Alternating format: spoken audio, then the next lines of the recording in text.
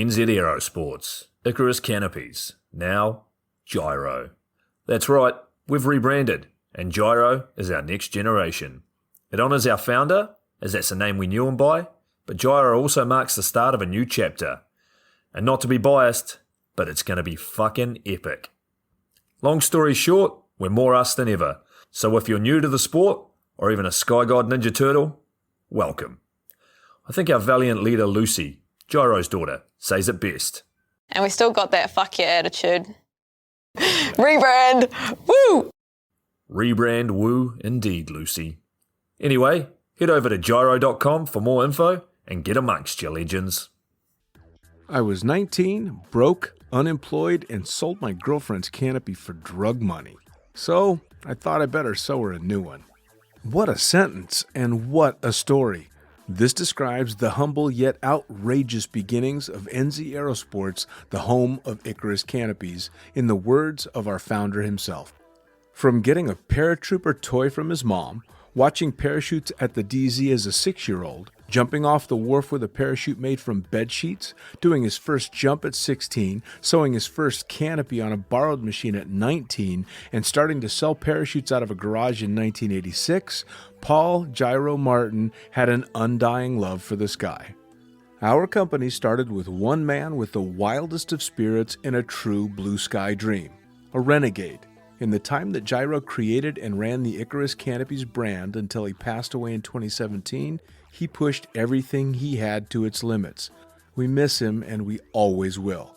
Gyro is the next generation of NZ Aerosports. It honors our founder, of course, because it was the name we all knew him by, but Gyro the rebrand also marks the start of a new chapter, our next jump. Gyro is the space between sound and silence, art and science, chaos and calm. Gyro is a state of epic tranquility that transcends understanding. That moment, in the door, in free fall, mid-swoop, where nothing but the present exists.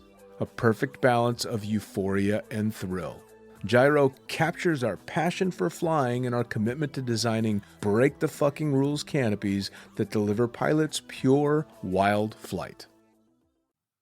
Hey gang, so I got a new book out. It's called The Upside of Fear, and it's exactly what you think it's about. It's about the good side of, well, getting scared. In it, we talk not only about the science and biology behind fear, but the psychology as well. And it's not just coming from me, it's coming from some of the best in the sport. Omar Alhigelan, Jeff Provenzano, Maxine Tate, and so many more have contributed their sometimes terrifying stories to the book to help you overcome your fear. So head to the lunaticfringepodcast.com. You're going to find the link to the book there, as well as the other books. It's available in ebook, paperback, hardback, and audiobook right now. Coming straight from the cockpit, it's another episode of Lunatic Fringe with the fucking pilot.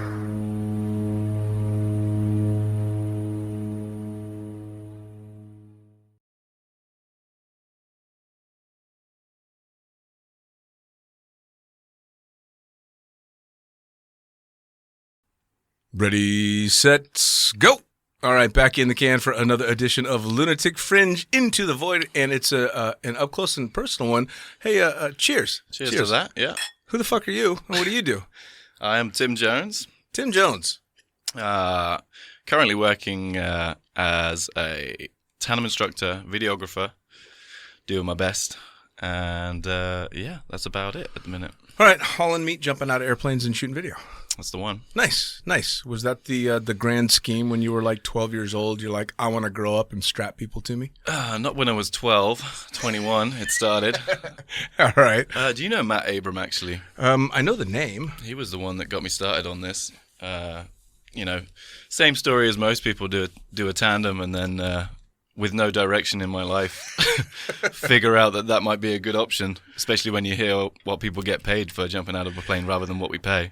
Yeah, right, right. Wait, yeah, well, I always used to get the, oh my God, you have the greatest job in the world. I can't believe they pay you for this. And then 5 years down the road, you're like, they don't fucking pay me enough. Well, I was that guy. I can't believe you get paid for this. Yep. How much do you get paid? 50 euros? No way. All right, that's me. Nice. I'm done. So it was the videographer side that really enticed me because he was just having a great great time. Yeah. We went to France, actually, and he was the only person that could speak English, so we were ringing him up in my Peugeot 205 that could barely make it all the way. It was a booze cruise with all of my buddies. Nice. One idea that I came up with.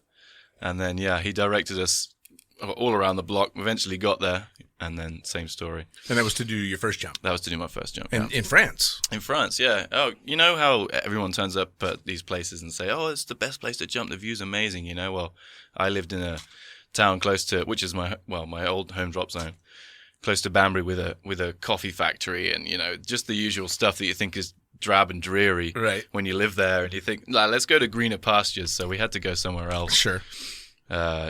And combined it with going to get some cheap alcohol in Europe. Why not? Just to come back and party with it.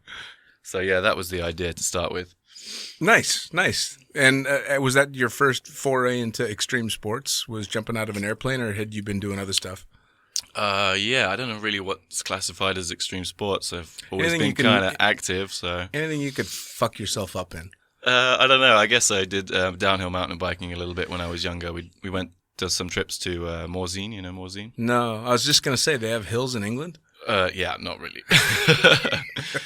So we went over to Morzine doing some of that. I used to just, as a kid, jump the biggest, build the ramps out of wood and do stupid shit. Try to do Supermans and backflips, whatever you can get away with. Right. But apart from that, no, I guess skydiving was the first one that really reeled me in properly. Fair enough. Now, what did the family think of that? Good question, actually. I don't know. They didn't really have too much to say about it to start with. I guess my mom didn't really, it's kind of this, when you don't know, you have preconceived ideas about what it is. Sure. And I guess skydiving has these preconceived ideas about it being dangerous and stuff. Sure. Is what you hear every day. Sure.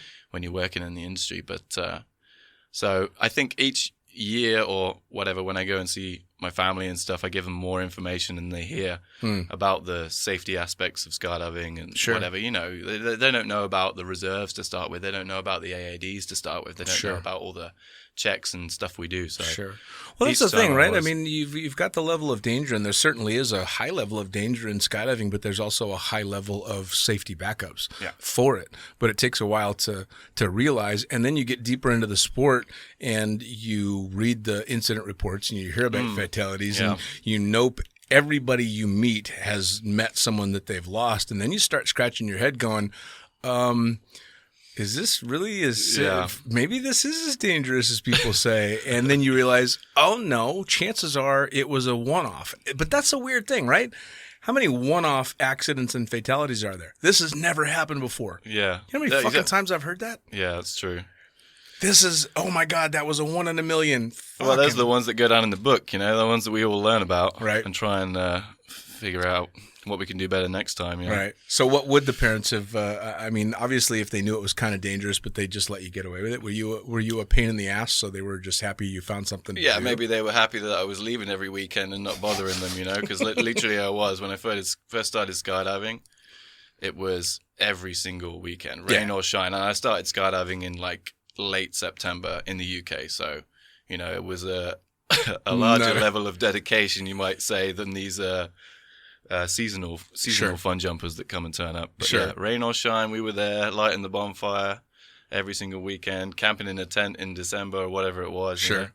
Well, now, was that part of the draw, though? Obviously the jumping was a big Initially, thing. I think that's what a lot of skydivers get drawn into the thing is, they find this family that they've never met before, and everyone's so communal, and you have this one topic of conversation that you're always talking about, which we still do. It has 7 years in the sport, and you find yourself at a bar, you'd be there with someone that's not a skydiver, and if you put yourself in their shoes, especially if it's someone in your own invitation, you watch the conversation at a skydiving table, and it suddenly turns to, what are you flying? Valkyrie 75, 1080, rah, rah, rah. And it's all this mumbo jumbo that no one can understand. It goes on for 25 minutes. And then you have to turn around and go, sorry, we've just been rambling about nothing you can understand, Yeah, oops. So there's always that. Yeah. I think actually you were out one evening when I had made the suggestion that we should try and have an evening without talking about skydiving, and everybody waited. I think it would be impossible. They waited about half a second before they were like, fuck off. Yeah, exactly. No.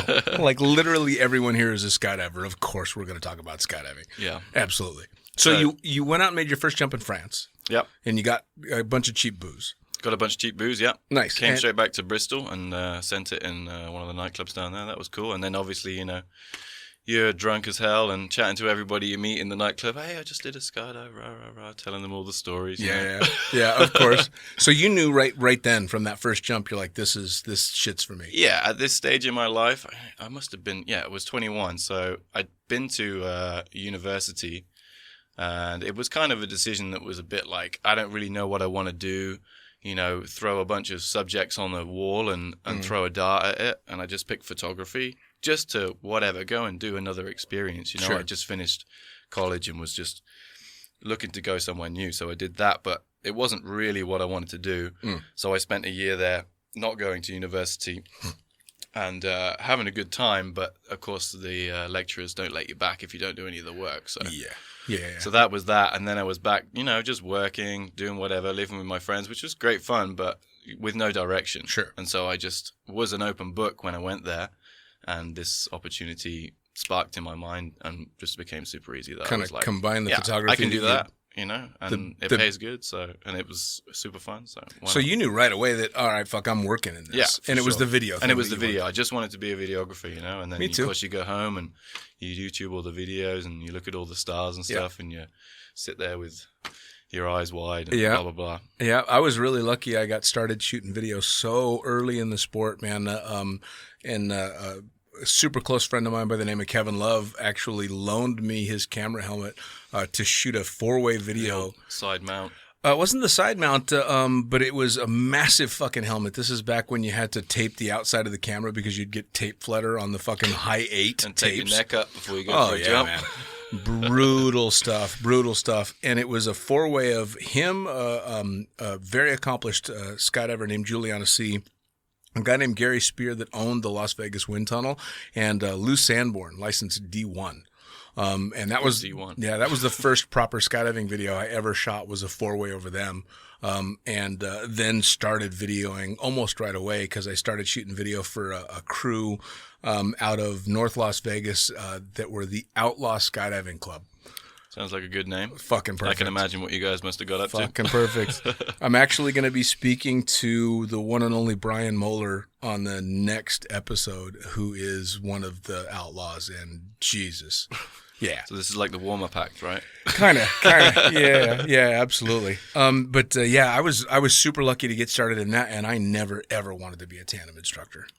I mean, it wasn't something that necessarily appealed to me straight away. I mean, and when I went, the guy advised me to go to a drop zone that was 15 minutes down the road from me, which I had no clue was there.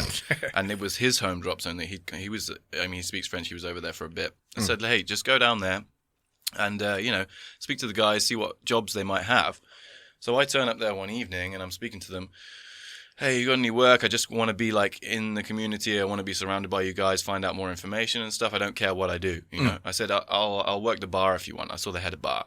And then little did I know that everybody works the bar, it's just a free bar. You just go back. Everybody knows the button for the till. You put your money in, you take as many beers as you want and you leave. Yeah. There's me being like, yeah, I can work the bar. I'll do whatever you want, Everyone's laughing at me. Of course. This guy's got no idea. And then they're like, yeah, we normally give the opportunities that guys are already skydiving. So it was sparked in my head. Okay, I got to save up some money and do my AFF. And that's the way into this Nice. whole scheme. So AFF in shit weather in the UK. Yep.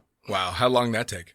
I think it was like 2 or 3 months. Yeah. That's actually not that bad. It's not too bad. And it was weekend stuff, so Yeah. not the end of the world. But yeah, I went there, started with my friend Peter, actually, who came and did a tandem with me on my birthday. And we both turned around to each other and said, yeah, let's go and do the AFF.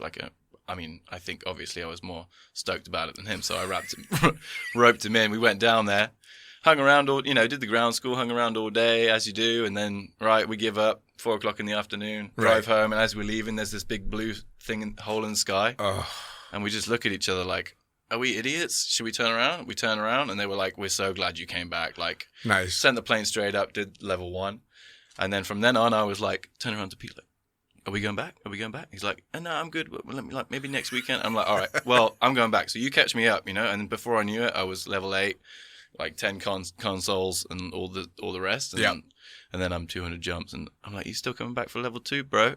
And it's like, I think I'm good. Isn't it funny that, I remember the same thing because I had a bunch of friends that we always used to talk about going skydiving, and I ended up being the only one in my group that did that first jump and, of course, kept going. And it doesn't take very long before you start to see your friends drift towards the all skydive group and very few normal people. Yeah. And to this day now, I think I have, outside of family, half a dozen friends, if that are not skydivers. Are not skydivers, yeah. And, But and that's half the of way- them I've at least gotten to do a tandem. Yeah. That's the way it goes, really. Especially whatever, like I said, I turned up at this place and you spend every weekend there and you suddenly bump into a bunch of people that you're spending all your spare time with. Yeah. Namely, Kenny Baker. Oh, yeah. Martin Harrison, and then Keith Rivet was there a little bit later, but like this was the core crew and Jay, my friend. But we were there every weekend, spending all our time together. So you quickly become like a family, especially when you're going through the levels and the programs. Oh yeah, absolutely. Now, when did you decide? When did you start working in it? Because obviously, there's a bit of a time lag for everybody between starting out jumping and the first time someone's given you money to get in a plane. That's true. The first time I didn't start jumping working in it, but after basically 2 years of being there every weekend, and even at my job in the evenings, I was turning around to the boss on like 4 p.m. on a Friday being like, I'm ringing up Keith or whoever's at the drop zone, like, how many loads you got left to go? He's like, we got 3. If you can make it here in 20 minutes, you can probably get on the last one. I'm like, to my boss, this job that I signed up for. So I had to search around. I was working for like white goods, installing like washing machines and tumble dryers, but it paid me nothing, So eventually I got this job building sheds, which paid me good enough so that I can afford skydiving. I went for the interview on like the Monday, and I'd already booked myself. Like I hadn't got the job, and I'd already booked myself in for level 1 on the Friday. I was confident. And I turn around, he shakes my hand, says, "Cool, you got the job. You start tomorrow." And I said, "Cool, can I have Friday off? Because I got to go skydive." So he knew from day one that this was what I was up to. Right. Often I was like, "Can I just leave?" Because he's like, "You're going to go skydive?" I'm like, "Yeah, I'm going to go skydive. I just want to sneak one in at the end of the day." And then that was the start of the weekend. I just stay there. Sure. I can't even remember what I was rambling about now. Well, about how you got started in it. So that was how I got started. The first couple of years, I was there for so long, and Andy Ford, who we both know, was the one that put my name forward. Yeah, he just put my name forward because I obviously thought I was nice and keen and was there and so avid. Isn't it funny how, so you're a no-name skydiver at a small drop zone, basically in the middle of nowhere, building sheds. Yeah, exactly. Just to be able to get on the plane, hanging out with Andrew Ford. Yeah. Fordy, who is an extremely well-known, highly accomplished skydiver who's done a lot of shit for a lot of time. Yeah. And he's just your buddy that you're hanging out with. Like, at any point, did you get clued into the fact that was Andrew Ford, not just Andy? I don't still think I've been clued into the fact that it is, but good for Andy. No. Yeah. You eventually realize that everyone knows everybody in skydiving, Sure. So when you go to all these other drop zones in the UK and blah blah blah, and you just drop his name and this, I work with him here, and eventually the penny drops eventually. So. Yeah. But it's kind of cool when you have that realization. You're like, oh wait, you're somebody. Yeah. But you can't rewind it and have awe for this person now that they're this person. You're just like, oh fuck, you've done some shit. Yeah. All right, that's kind of cool. Yeah, he's definitely done some shit. So and I heard this. I had this conversation with Fordy actually because I had him on recently as well, and he was saying how you guys had bounced back and forth, and you ended up going to a drop zone together where he kind of threw your name into the hat for ground control. That was it, yeah. So I think the chain of events was Mitch was there, and a friend of mine, Rich Madeley, he was over here at the tunnel. Mitch was maybe training to do some video flying with his wings in the tunnel, and said, hey, met Rich, who's a super nice guy. Hey, are you interested in doing ground control? Rich, through the whatever he had at work going, wasn't able to take the job. I think it was passed to 40, and then he was available to put my name forward. And so, but it was kind of a long process. Sure. I put my name forward. I got in touch with Alan, and then it was, we'll schedule the Zoom meeting or whatever it was for next weekend for the interview. It wasn't happening. And then I had the opportunity where my friends were already going to Dubai. Right. And I was like, you know what? I'm just going to get on a plane. I'm going to turn up on the doorstep. I'm going to say, hey, how about that interview now? Right. Which went in my favor, with Andy Ford as well. And, it worked out in the end. Nice. He gave me the job. Now, how many jumps did you have at the time? 300. All right, so still super low time. Still super low, yeah. So you're going there and you're on the ground. Oh, yeah, for sure. Yeah. Turned up over here. And, that was the general plan. I didn't want to be there doing ground control. I mean, obviously I wanted to get on the video team, and what a video team it would be on as well. Sure. But the original plan is I'm going over here to do a job. I'm going to do it well for as long as I feel comfortable until I can step myself up to. Ground control is an often overlooked position. I would agree. Yeah, it really is. But it's an extremely important position, especially at a busier drop zone or a drop zone with obstacles to overcome, so to speak. So you kind of got thrown into an operation that the job that you were given as a novice was an important fucking job. Definitely. I mean, how did you handle that? Was it because you're coming in with assholes like me, so making my life easier, dude. Yeah, you got office and airplanes and all that kind of stuff barking at you. And like you said, it's a big operation to step into coming from a tiny little drop zone in the UK. Yeah, like straight after I was here, and that was another shock. Yeah. If it wasn't enough with, two otters flying, Dean and Jackson, 8-minute lows between, clear drop, what's going on? I got someone in the water all over the place, Then they chucked me in on the air games trying to deal with, I don't know how many gyrocopters and helicopters and all this stuff. But no, I was kind of shadowing Mitch for that. Sure. And picking it up slowly. He taught me a lot, which I'm very thankful for. Well, I remember it went through a couple of really, really top-notch ground controllers, and you followed up in good suit and did the exact same job. But it's not an easy job because you're having to try and figure out what we're doing in the plane from the ground. And I think we were even joking around and trying to make you tell us what spot we were flying. Yeah, you definitely get an eye for it after a while, don't you? Which is crazy though, right? Because most people look up and they can barely see fucking parachutes, and you not only have to see the parachute as a ground controller, you have to know where they're at, what the wind is doing, how high they are, so that you know whether or not to clear. Did that take a while?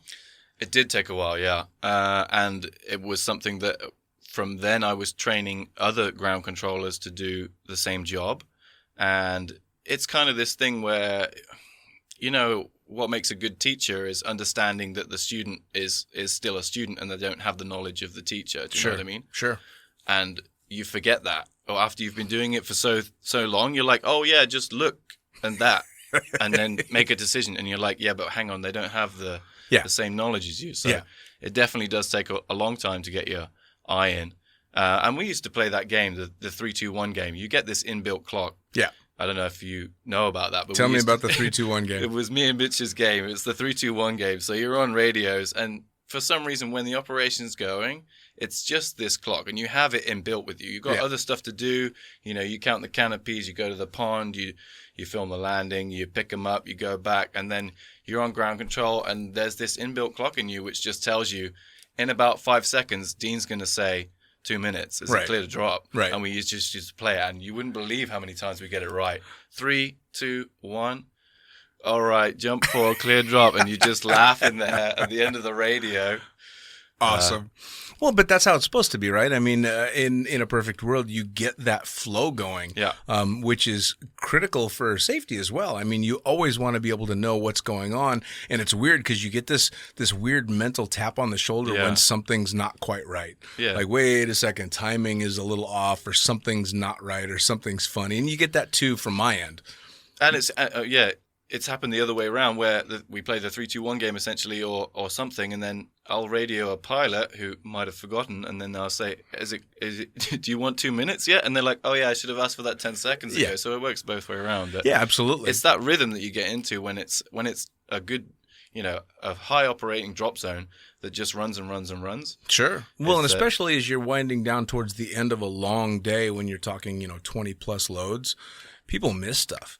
Man, People do. you just get fucking tired, and you're counting parachutes, and you've got to make sure this and that's going on. Everything's being done right, and we've both seen people on the opposite side of the job that aren't doing a good job, and it really makes a huge difference. Huge Knock-on difference. effects in Yeah, yeah, for sure. Well, and so also being ground control too, you're seeing a different side of the sport in that it's not all fun and games. You've got definite shit to do that never really includes the woohoo moment because you're not doing the jumping. Yeah. So you got that kind of working to make you work a little bit harder as well, but you're also seeing negative stuff too because you're there for injuries. You're there for that kind of stuff. I mean, had you expected all that when you started doing that? I hadn't. It was something that, you learn on the job. And I don't know, I feel like I'm an average people person, reading a situation and learning what the best way to deal with something is maybe something that I could be good at. Maybe it's a reason that I might be good at ground control. Telling people off was something that's, you've got to be careful with. All you want to do is keep people safe, and you want to get the right outcome. So what is the best way to approach this person or this person, you know? Are you going to call out the hot shot skydiver when he's surrounded by the 12 guys that he just did a radical skydive with, and say, whoa, you just let everyone up jump run? And then, is he going to respond nicely to that? No, let's talk about it in a different way. When you got him to the side, hey, next time, Sure. look at the spot, rah, rah, rah, or something, just thinking about things in this. And I did it wrong to start with. Of course. I will admit. Of course. You got to learn from your mistakes when you do stuff like that. Well, also coming from a small drop zone to a drop zone that a bigger drop zone, and any bigger drop zone, especially if it's a multi-turbine drop zone, is going to have superstars. Yeah. There's going to be, big names in the sport, which, I mean, let's face it, the sport is small. So a big name ain't much in the real world. It's only in our little world. Yeah. But you'll find yourself on a load next to rock stars in our sport. So telling those guys off. That's it. Me, 300 jumps, somebody that's nobody knows. Right. Telling one of the big rock stars at these drop zones what to do. Yeah. Now, you got to be careful about how you're going to approach that, For sure. And for that's sure. something I had to learn. But, we got there in the end. Well, it's funny too, and we've been fortunate enough to work in drop zones where some of the best that the sport has ever seen come through on a regular basis, and then you end up not just watching them jump, but you end up calling them friends, which is still a unique thing. Really, I think with skydiving, maybe something like surfing or snow skiing or something like that, where it's a relatively small community, but it's very easy to become friends with the best in the sport because chances are the best in the sport is also working the 3 or 4 days a week when they're not training to be the best. So it's kind of cool, really, when you think about it. And you and I have both worked with some of the cutting edge skydiving in the sport, so it's pretty fucking cool. Yeah. Now, you transitioned from ground control happily because I think you were done with it. I was. Wait. Well, actually, you know what? I do love it. It's very good. I actually have to ask a question. When you worked as ground controller, you consistently, every day, listened to the worst fucking music. Oh, yes. Horrible. Of course. Yeah, but then you got to keep yourself going somehow. How? I mean, we're each to our own taste, scene. Dude. Which kind of segues into is it a rule? Is there a law? Is there something printed somewhere that says every under 30-year-old English man has to be a DJ at some point in his life? I guess there must be. Somewhere. I didn't read the small print, but I guess I must follow the curve. You took up the whole DJ thing long after you'd been doing ground control. I did, yeah. Latent fucking gene kick in or something? I'd done some before, but just, the average virtual DJ software on your laptop, messing around because everybody that's UK also loves drum and bass, so we like to mix that stuff. So, but yeah, I picked it up pretty late. I wouldn't consider myself any type of expert in it. I like to push buttons that light up and go and flash and make things change. But you went from I'm gonna play a little bit of music to all of a sudden you had this fucking huge setup and you're the guy over in the corner with one hand up on the earphone just grooving to a beat that we can't hear yet because you haven't mixed it in. Yeah. When the fuck did this happen? It must be an English thing. It must be an English thing. So you transitioned out of ground, which you enjoyed doing. You were very good at. Yeah, I mean, I had this. One thing I wanted to say actually was the experience doing ground control taught me so much before I went to go and do video, and the same doing video, just video, taught me so much before I went to do tandem. It gives me, it built my experience from the ground up. I watched all these guys opening and landing and doing all these things and all the different conditions, every single wind condition and every single direction landing, whether it's tandem, video or anything. So I'm learning a lot just from watching at the start of things. But yeah, happily transitioned to doing video, and it was for a bit it was video and ground control, which was also very nice. Sure. And then eventually moving on to get the tandem rating later. Oof. Yeah. See, what's funny? Slave to the drogue. It's funny that you say you did it that direction, because I did as well. I was just fortunate enough that I did it at a time where I was able to get away with a kind of a hitting the fast forward button. I started shooting video way too young in my career and got lucky because I had a bunch of tunnel time flying big old baggy suits. So flying a pair of wings was easy. And then I was forced into getting my tandem rating when I absolutely did not want it, specifically because I had filmed a couple thousand tandems by then and I wanted no truck with that shit. So you didn't feel like you learned anything to be able to deal with it. You just felt like you'd sinned too much. And fuck I that. only learned I didn't want to do that shit. It just... Now, that being said, the gear that we were using back in the day were the old Vector tandem rigs before the Sigmas came out, and F111 tandem canopies that went as big as a 500 square foot canopy and opened like a fucking freight train. Oh yeah, so it's like a car crash every opening. Every single I wouldn't one. be enticed to go and switch from video to do that. No, it was fucking brutal. And plus, as the video guy, you're the one, because I started shooting video in Vegas, so I'm able to fly in front of the cute girls that I'm going to hit on as soon as we land on the ground. And the tandem instructors, whatever, he's got, so... But you decided you wanted to do the tandem rating, and I remember thinking as you were going through your tandem rating, he seems really happy about this.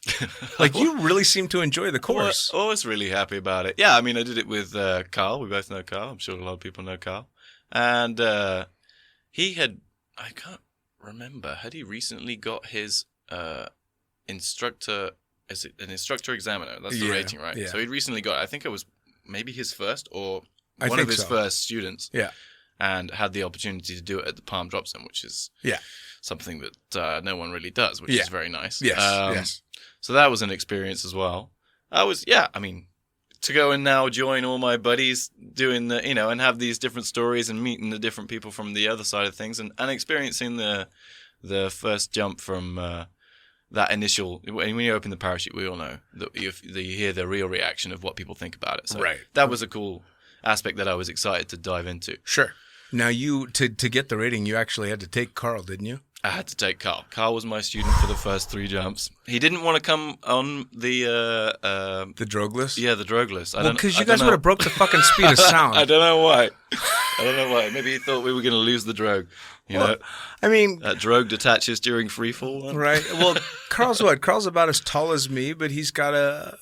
he's got extra. Maybe a kg or 2 on me, maybe. Yeah, and a case, maybe. Like me, he falls like a brick taped to another fucking brick. He does. But, I mean, that also didn't worry me, Tandems are like shuttlecocks or birdies, Yeah. If you got the heavy thing on the bottom and the light thing on the back, it's just going to go belly to left. Absolutely. One of the things we try and work towards when we jump out of the plane, right? So that was easy. I wasn't worried about that. Just some handles checks and... Well, you're lucky though. You're tall and you're relatively lightweight and strong and healthy. So you kind of got advantages going in that direction. Whereas you got somebody like me that's on the shorter, thicker side, and I've generally found myself as the heavy side of that fucking shuttlecock. It's not the idea, man. It's not ideal. You'd see the little Japanese tourists in Las Vegas walking up towards you, and you're like, "Oh, fuck! I know I'm getting a little ninjas. one." The ninjas that switch you over, Yeah, and you're like, "Nope, I'm gonna end up on my back on this one. There's no way it's not." Sometimes you can just tell, eh? Yeah. And then sometimes I think it has something to do with the fact that you've got it in your head and you've already decided you're going to go flip. Oh yeah. Oh yeah, you do it to yourself. So who knows? You do it to yourself. So you kind of you gelled with the whole tandem thing. Is that partially because you're a people person? I think so, yeah. And yeah, it was like I said, with the experience of being on the plane so much and being surrounded by my friends.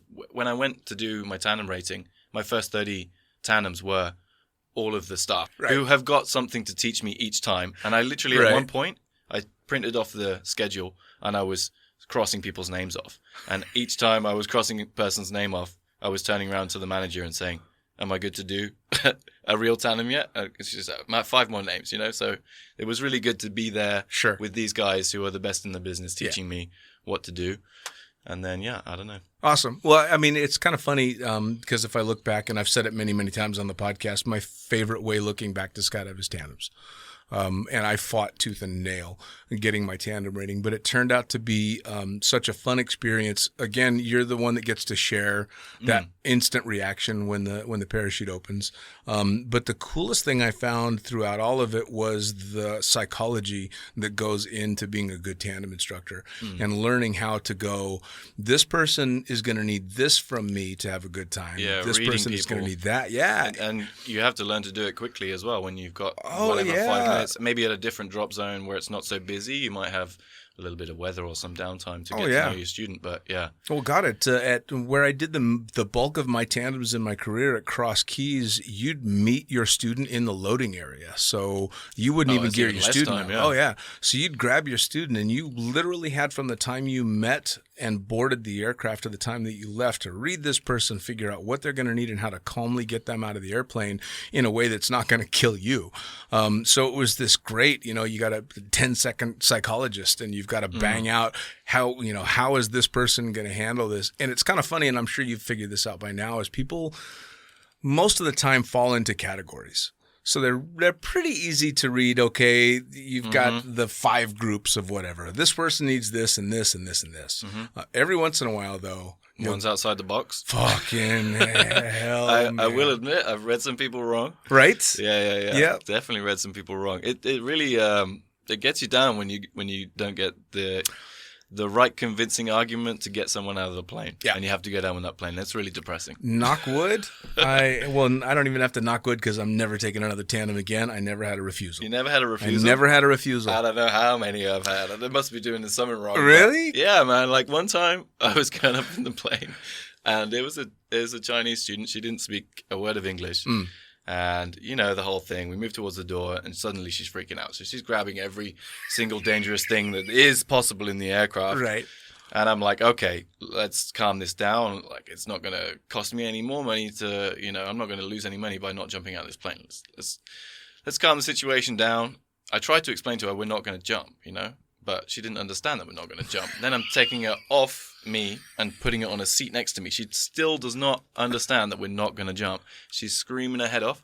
She puts her hand in my shoulder and is biting me, like physically biting my arm. And I'm almost drawing blood. And Peter is there, sat opposite me, filming the whole situation. It must be on video somewhere. So yeah, I've had a couple of exciting ones. Oh my god, that sounds fucking epic. Yeah. So even when she was unhooked, did she think you were just gonna? I don't know. Yeah, I guess maybe she thought I was just unclipping her. The door was still open. She was like, I was fed up and it was just gonna chuck her on her own or something. I don't know. Oh, well, in a perfect world. Who knows? Oh my god! No, the closest I ever had to a refusal was out of the sky van in Cross Keys, and we were actually at we were jumping in Wildwood, so we were jumping over the beach. And it was this big guy. I think he was probably 6'4", 6'5". I don't know what that is in centimeters, but a fuckload taller than me. I'm on your scale, bro. Yeah, I'm UK. Okay, yeah. So dramatically taller than me, and you walk out of the sky van and you do a gainer. It's the easiest fucking exit ever, unless the person in front of you is a fuckload taller and doesn't want to go that direction. Oh, right, yeah. And by then they're making the decisions. Yeah.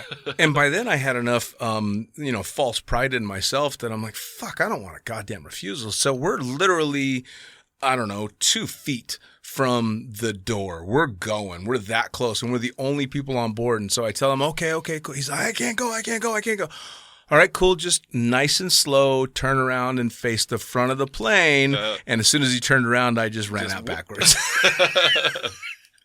Wait, and he probably thanked you for it. He did. He thanked me. He thanked me after and the fact. That's what's annoying about when you get a refusal. you know, unfortunately, but they're going to thank you for it. Thank you so much. They just spent a whole lot of money on a really expensive airplane ride that they're going to regret for how knows long. You know, I mean, it's one of those things, right? You know, this person is going to be kicking themselves forever. And we've all been there on the successful side of convincing someone that it's a good idea to jump out of a plane, and it gets pretty intense sometimes, you know. Oh yeah. Oh, I've had talk people about life and I've had people burst into tears and people super thankful and stuff. That's why the tandem side of things was and will always be my favorite part, because you get such a reward outside of just the jump. Yeah. They'll never remember our names. They're not going to be able to pick us out of a lineup fucking 5 years down the road, but what you gave them will be with them for the rest of their lives. Yeah, they remember the experience. Yeah, absolutely. For sure.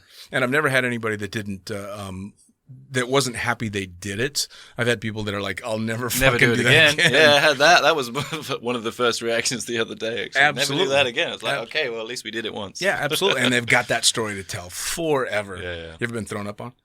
No. Anybody? No, yes. I'm more proud of not being thrown up on than... I've been puked on all over the place. Yeah, that was very close the other day. But eyes on the horizon and just slowly closing your visor so they can't hear your voice anymore. Dude, I was doing tandems back before we were wearing helmets, and I can tell you what someone's breakfast tasted like. Oh, yeah. No, especially not in COVID. I don't fancy any of that. Right? Right? No shit. It's really... Now, speaking of, you were back in the UK for COVID. Yeah. But you hit the kind of the cherry time to be back in the UK. Yeah. Hit it perfect. Yeah. They were pretty locked down over there when I got back over there. At least some pubs and stuff were open and the weather was nice. At least they had, that first lockdown, they had some nice weather. Now, not so much. Yeah. How long did you go without jumping? It wasn't that long, actually, because it was closed down in March. And then when the drop zone opened, I was still here.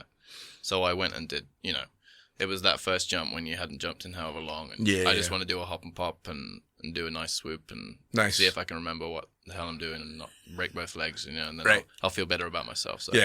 So it was only ever 3-4 months gaps. And then when I was back in the UK, I actually did one. I needed to get a reline, so I went up to another drop zone a little bit up north. And then, of course, as is England, jumped out in a cloud, fell through the rain for fucking 4,000 feet. Tried to wait until I could get out the bottom of the cloud, and then just decided there is no bottom of this cloud, and just had to pull. Yeah, when the bottom of the cloud is just the top of the fog. Yeah, exactly.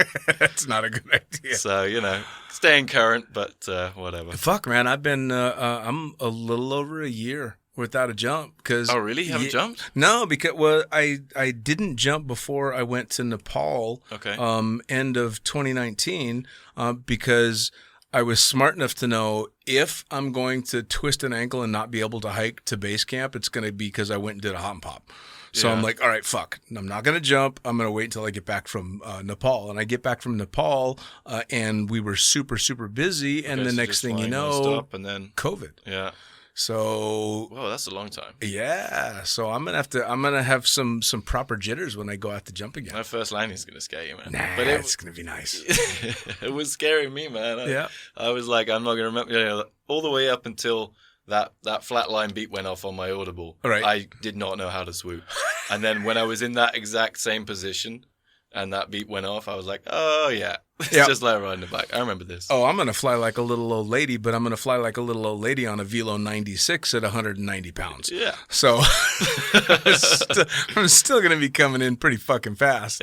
Yeah. Mellow on any cross brace canopy is still pretty goddamn sporty. So I'm sure it will get my undivided attention. For sure. So now, where do you see skydiving going for you down the road? Because you kind of were without direction so much when you started skydiving. That's true. Becoming a skydiver has not exactly been known for putting people on a perfect path. No, yeah, you're right.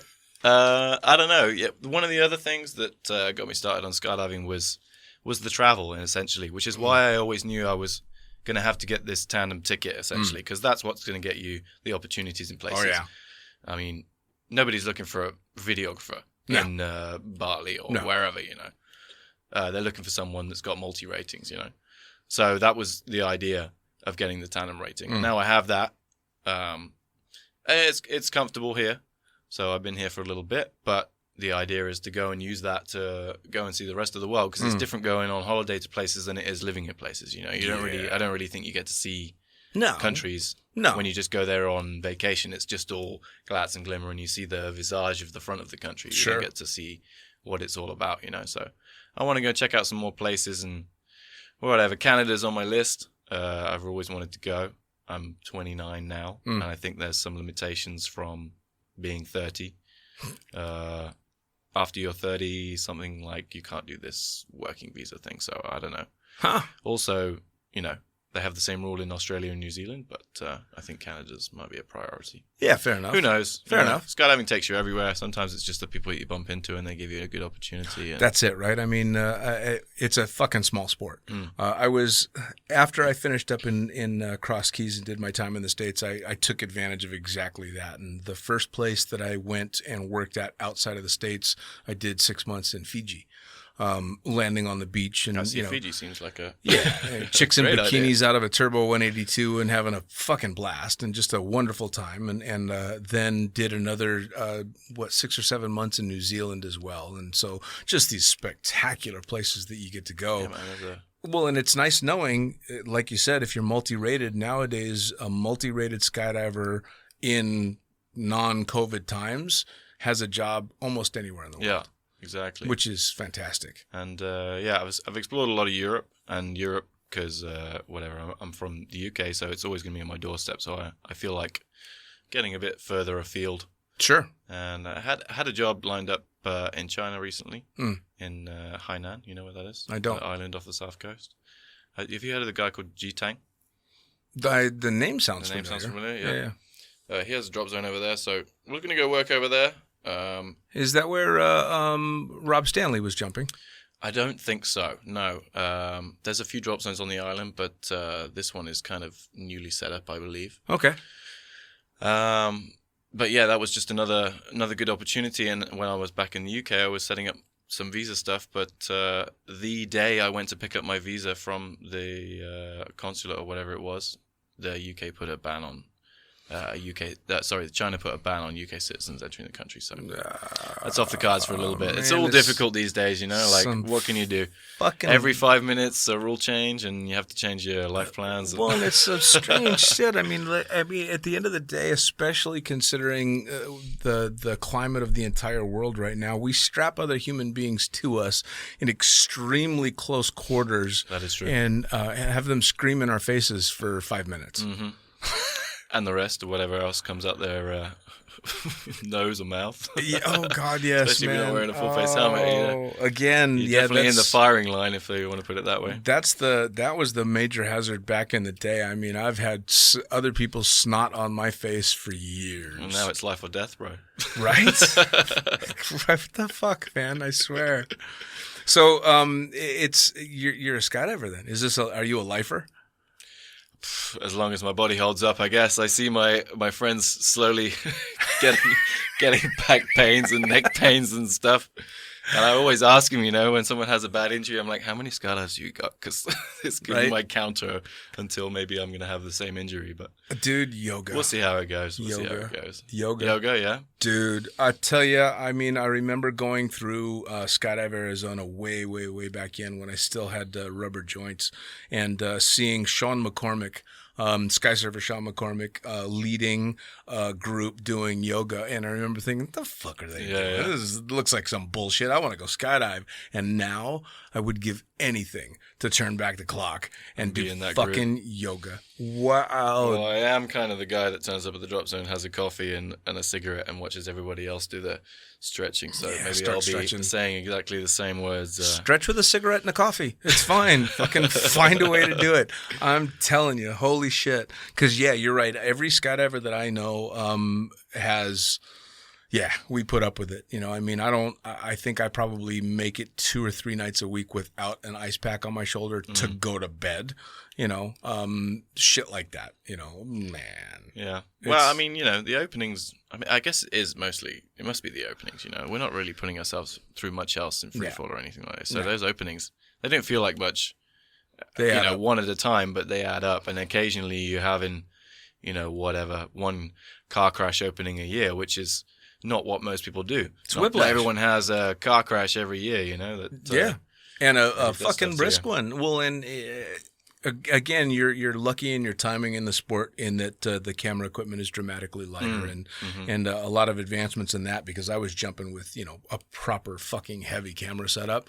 So the hard openings that I had have fucked 3 or 4 discs in my neck for life. Yeah, I was still jumping that Sabre 1 for 300 jumps, which is Yeah, man, absolutely. That's the old tech, but yeah. That I was just talking to somebody else about potentially changing up canopies, and I was looking at the Icarus line because especially with like the JFX and stuff are known for really soft openings. All the new tech canopies are open like a dream, man. It's unbelievable. Yeah. Like I was jumping the Velo for a bit, and it's nice. I mean, I don't necessarily Openings believe- aren't great. They're not amazing. No. They have the snivel snap at the end, which is not that comfortable. But all this new tech canopies, they're just amazing. You can just chuck it in the bag and Sure.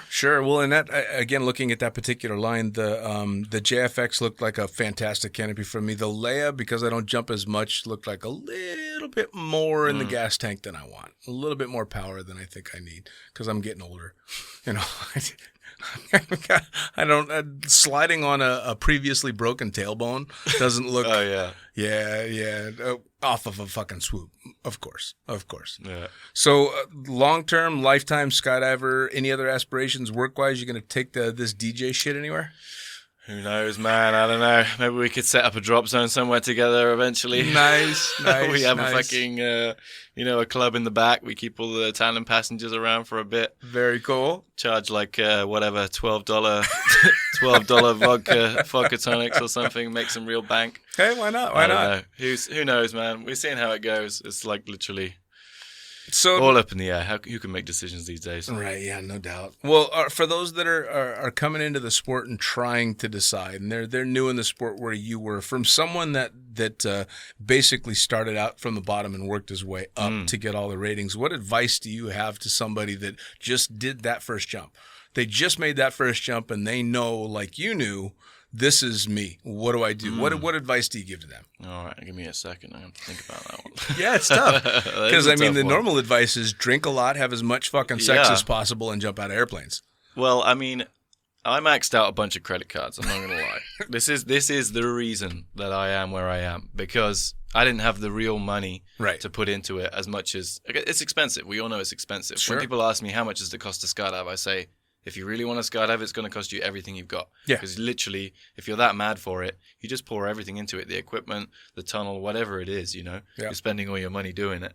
So I don't regret that for a second. I'm not advising people to go out and get credit cards, but it might push you in the right direction in getting some real experience Right. in the first starting out, Right. Help your credit Um, rating, too. Yeah, exactly. No, and then you just move country. That's what I did. I'm going to say right now, do not follow that advice. Do not follow that advice. But no, I mean, just being really enthusiastic and knowing what you want to do. Like, unfortunately, I don't have the camera equipment that I at one point had the money to be able to afford. And that was really, if you've got something that you're really passionate about, then you're going to dive in whatever. It don't really matter what everyone else says. Sure. And just follow that thing. I haven't done any tunnel myself. It's definitely pushes people in the right direction in getting their skills up and getting the opportunities available to them. If it's like load organizing or whatever you want to do.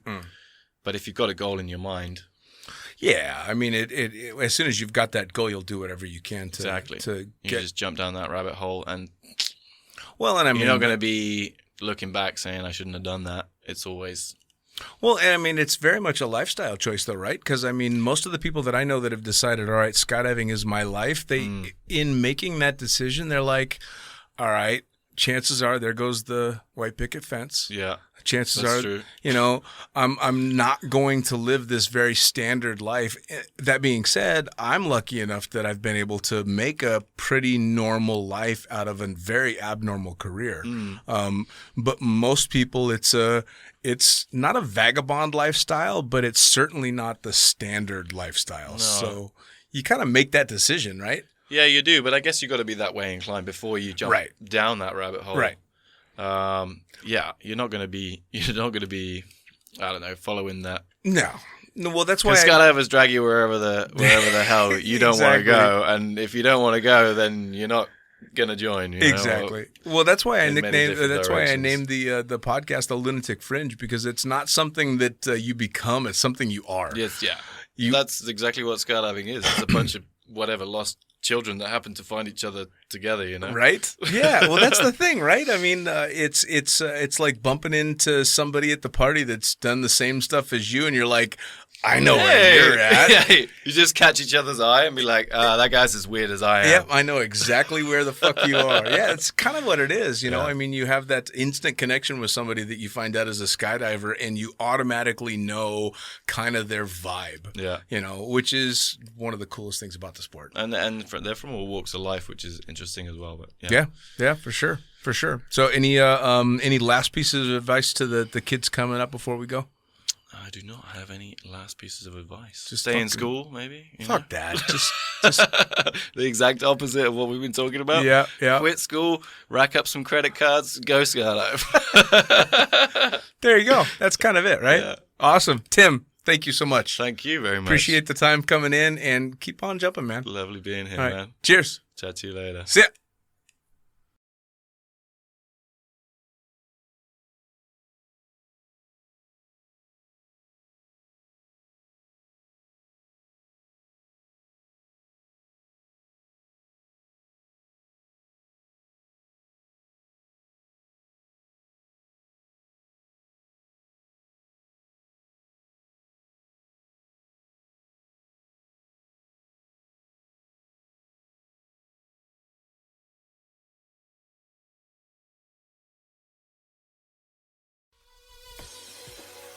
Well, there you have it. Another episode of the Lunatic Fringe podcast, brought to you as always by, well, wait, not as always, actually. Brought to you now by Gyro.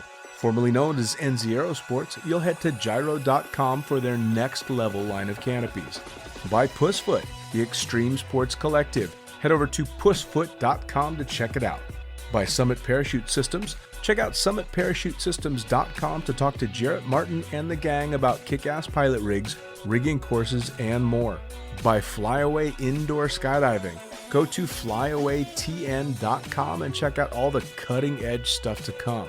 By Pure Spectrum CBD, head to purespectrumcbd.com to check out their wide range of CBD products. And as for us, head to the lunaticfringepodcast.com to listen to any of the hundreds of episodes currently available, hit the link for our YouTube channel, pick up your copy of the Lunatic Fringe book or The Accidental Stripper, and get a sneak peek at upcoming guests. Once again, thanks for listening. We'll see you next time.